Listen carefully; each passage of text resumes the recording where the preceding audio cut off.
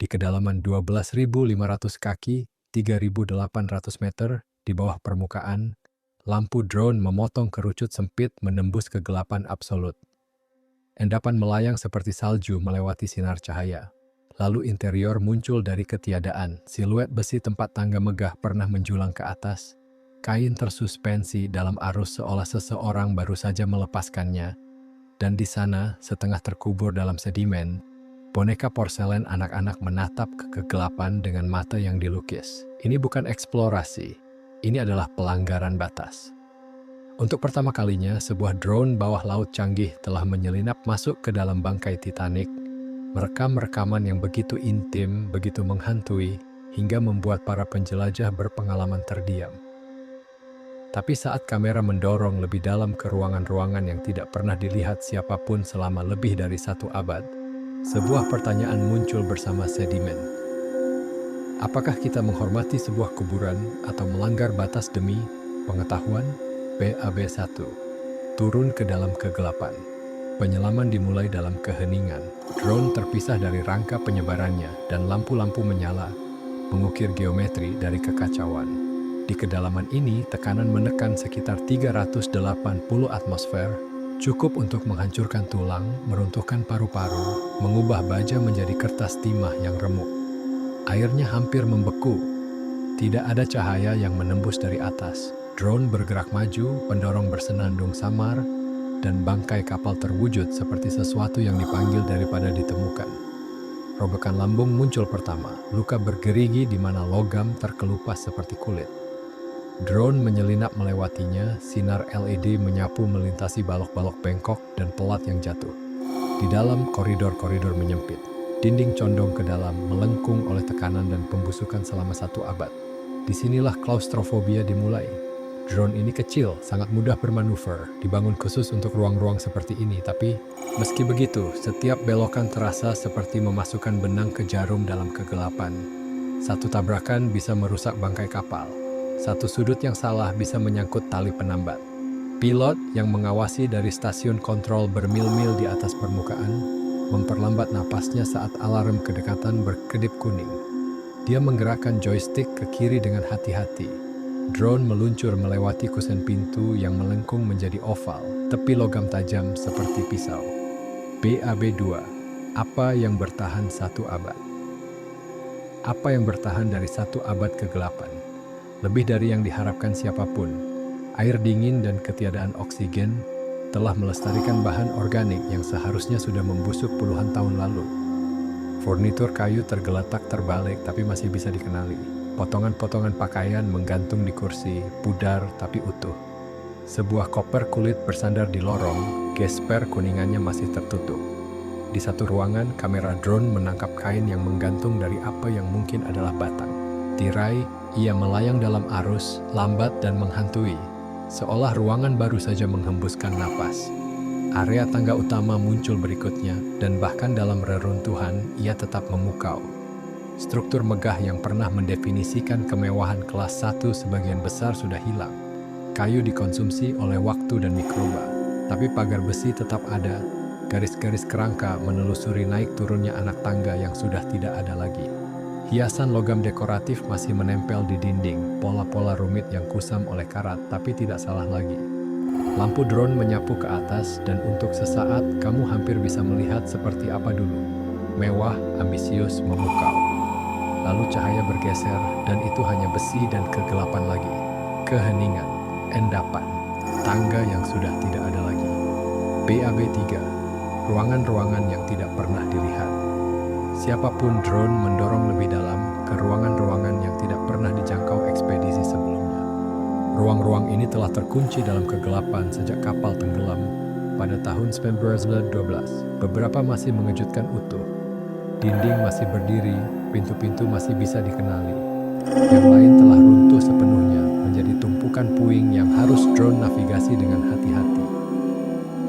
Kamera merekam semuanya dalam definisi ultra tinggi. Tekstur logam yang terkorosi, kilau kaca pecah, lapisan halus sedimen yang melapisi setiap permukaan seperti abu. Kamera stereo dan pemindai laser bekerja bersamaan, membangun peta 3 dimensi interior secara real time. Di permukaan, para spesialis pencitraan mengawasi saat model digital berkembang, ruang demi ruang, koridor demi koridor. Di akhir penyelaman, pemindaian menyatukan jalur interior kontinu sepanjang 120 meter melintasi bagian-bagian yang belum pernah divisualisasikan dengan aman oleh kru. Manapun sebelumnya mengungkap sekat parsial yang masih tegak, di mana cetak biru memprediksi keruntuhan, dan koridor servis yang kini terbukti telah menyalurkan puing selama menit-menit terakhir. Ketika cahaya kembali ke ruangan seperti ini, apa yang terbangun bersamanya bukan hantu, tapi memori. Di satu ruangan, drone menemukan tumpukan koper yang ditumpuk di dinding. Koper-koper dengan label yang pudar, kotak topi yang gepeng. Ini tidak disimpan di sini asalnya. Mereka tersapu ke sini oleh derasnya air saat kapal kebanjiran, terbawa arus melalui lorong-lorong di mana penumpang pernah berjalan. Kamu hampir bisa menelusuri jejak mereka. Kepanikan berebut, pilihan-pilihan yang mustahil, momen ketika seseorang memutuskan apa yang dibawa dan apa yang ditinggalkan. Dekat ambang dapur, laser menangkap pola samar jejak tumit yang terawetkan dalam lumpur, 3 langkah dan 1 belokan. Lalu jejak itu menghilang di mana lantai tersobek. BAB-4. Mesin di dalam labirin drone ini adalah keajaiban rekayasa, tapi di bawah sini ia juga sesuatu yang rapuh. Dibangun dari titanium dan bahan-bahan yang diperkuat, rangka intinya menahan tekanan yang menghancurkan, tapi rumah kameranya akrilik tebal, dan kaca yang diperkuat harus sempurna. Satu cacat, satu retakan mikroskopis, dan air laut akan menemukan jalannya masuk. Segel di setiap sambungan, setiap titik koneksi, direkayasa dengan presisi yang diukur dalam mikron. Lampu LED dikalibrasi dengan hati-hati, cukup terang untuk menerangi bangkai kapal tapi tidak terlalu intens sehingga hamburan balik dari partikel tersuspensi menghalangi pandangan. Para pilot telah belajar bekerja dengan bayangan, menggunakan kontras dan sudut untuk melihat apa yang cahaya langsung akan hapuskan. Bermanuver di dalam bangkai kapal adalah labirin berisiko tinggi. Interior Titanic tidak stabil, bagian-bagian menggantung berbahaya, yang lain runtuh menjadi logam kusut. Drone harus melewati bukaan yang kadang hanya selebar beberapa kaki, menghindari tepi tajam dan puing. Drone bawah laut tradisional dibangun untuk eksplorasi perairan terbuka, besar, kokoh, tapi tidak gesit. Yang ini berbeda, lebih kecil, lebih ringan, dilengkapi dengan pendorong yang diposisikan untuk memungkinkan gerakan ke segala arah, atas, bawah, menyamping, bahkan melayang diam di tempat. Pilot mengendalikannya dari jarak jauh, menonton umpan video real-time dan data sensor yang ditransmisikan melalui tali penambat yang menghubungkan drone ke kapal permukaan. Tali penambat memasok daya, menghilangkan kebutuhan kapasitas baterai terbatas, dan memungkinkan waktu penyelaman yang diperpanjang. Ia mentransmisikan video dan telemetri secara instan, tapi di ruang sempit, ia juga risiko. Kabel bisa tersangkut pada logam yang menonjol atau tertarik oleh arus tak terlihat. Dalam satu momen tegang yang tercatat dalam log misi, drone berbelok dan arus bergeser, mendorong tali penambat menuju kisi berkarat yang dipenuhi tepi bergerigi. Pilot melihatnya terjadi di monitor. Kabel melayang mendekat, ketegangan meningkat. Dia menyesuaikan pendorong, mendorong drone maju secukupnya untuk membuat kendur. Tali penambat mengambang bebas, kisi surut ke bayangan, krisis teratasi. Alat navigasi berbantuan AI membantu mencegah momen-momen ini menjadi bencana.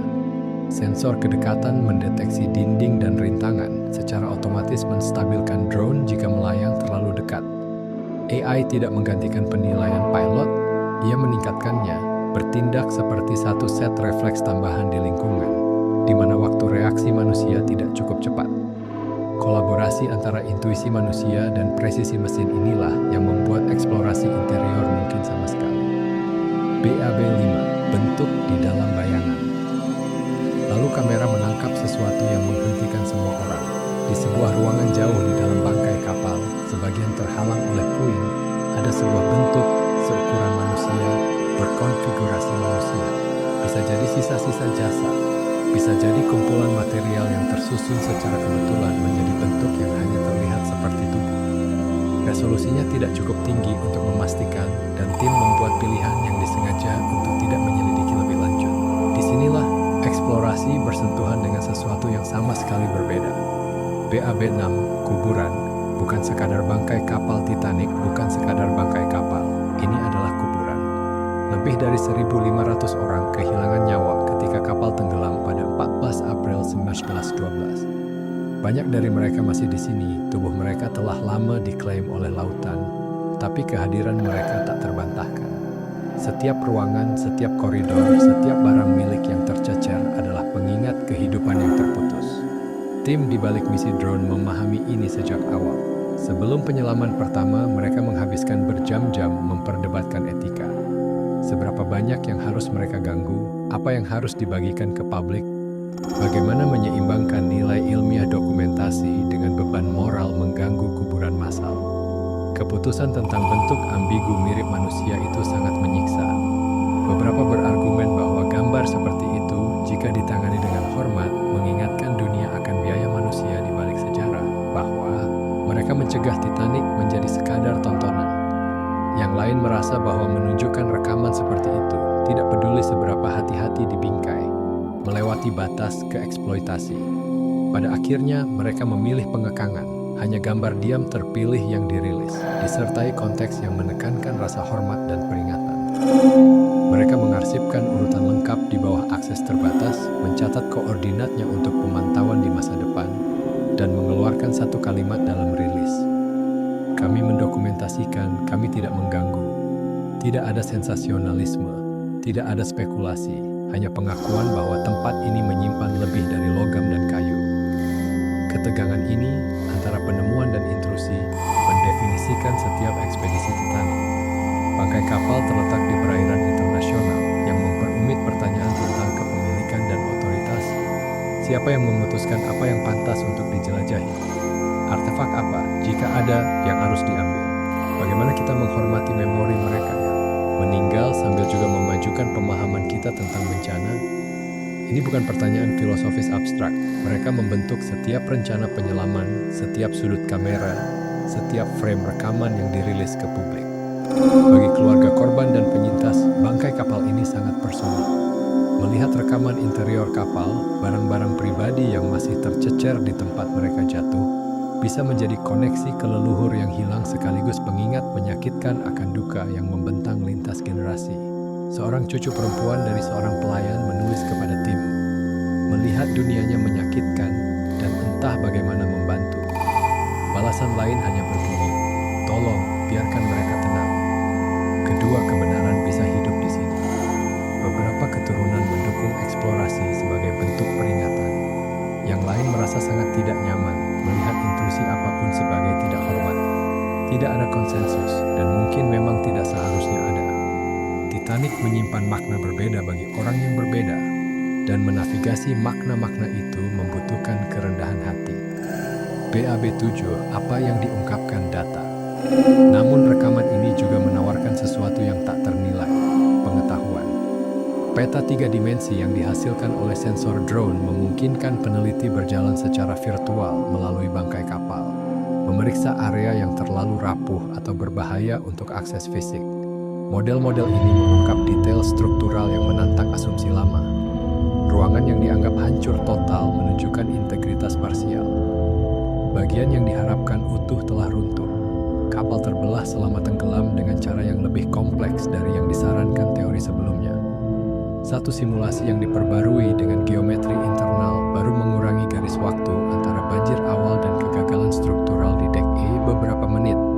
Perubahan kecil dengan implikasi besar untuk bagaimana orang bergerak dan mengapa koridor tertentu menjebak puing di tempat koper sekarang berada. Drone menemukan barang-barang pribadi di tempat tak terduga, koper di lorong jauh dari kabin penumpang, botol anggur yang masih tersegel dengan gabus, di apa yang kemungkinan adalah area makan, kursi yang terbalik tapi utuh di ruangan di mana dinding telah melengkung. Setiap benda menceritakan fragmen sebuah kisah.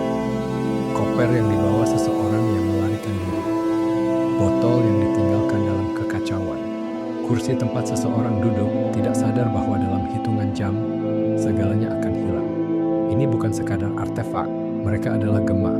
Bangkai kapal juga mengajarkan para ilmuwan tentang pelestarian dan pembusukan. Suhu dingin dan kadar oksigen rendah di kedalaman ini telah memperlambat dekomposisi secara luar biasa, tapi Titanic masih memburuk. Logam terkorosi, struktur runtuh. Organisme laut mengkoloni situs, termasuk bakteri pemakan besi yang menghasilkan rustikel. Formasi karat seperti es yang menggantung dari setiap permukaan. Rekaman drone mendokumentasikan pembusukan ini dalam detail yang belum pernah ada, memungkinkan konservasionis melacak area mana yang paling rentan dan seberapa cepat bangkai kapal berubah. Ini adalah perlombaan melawan waktu.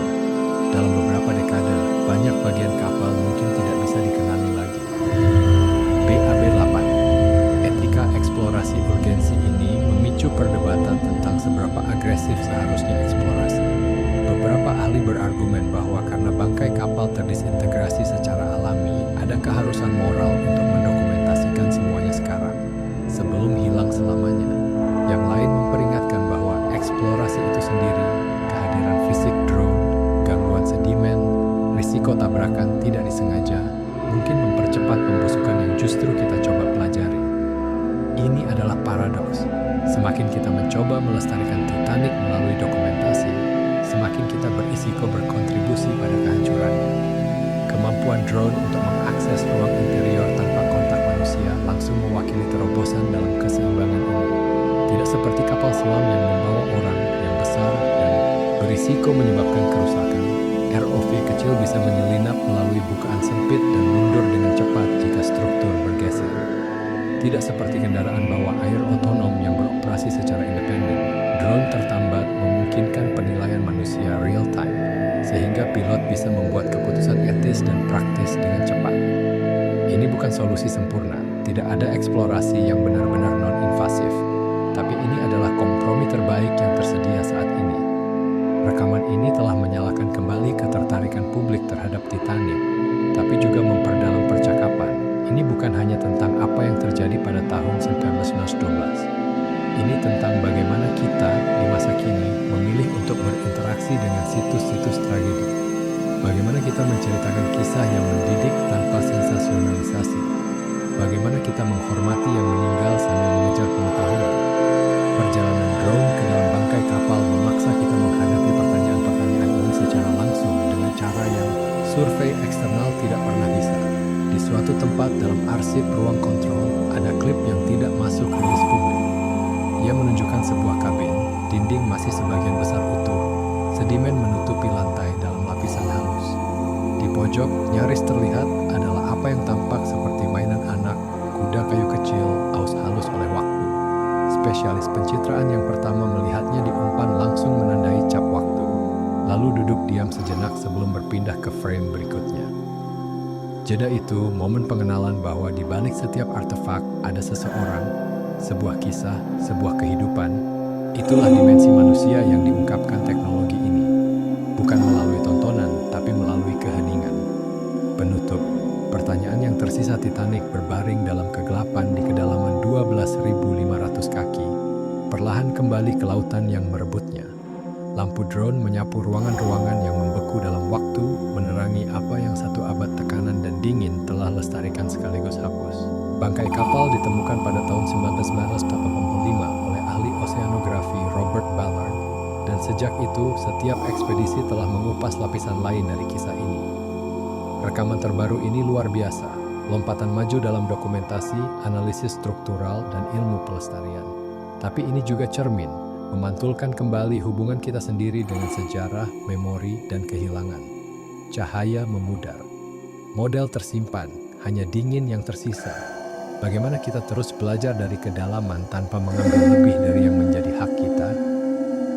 Pertanyaan itu bertahan seperti endapan di air, mengendap perlahan, menunggu jawaban yang belum kita temukan. Teknologinya ada, kemampuannya berkembang dengan setiap penyelaman. Tapi etika yang hati-hati dan perlu, harus berkembang bersamanya, atau kita berisiko mengubah kuburan menjadi tontonan dan peringatan menjadi hiburan. Apakah kita menghormati kuburan atau melanggar batas demi pengetahuan? Mungkin jawabannya adalah keduanya. Drone telah kembali ke permukaan, bangkai kapal tetap di bawah, sunyi, dingin, menunggu. Jika investigasi ini penting bagimu, tambahkan perspektifmu di bawah dan bergabunglah dengan kami untuk penyelaman berikutnya di mana teknologi bertemu dengan memori.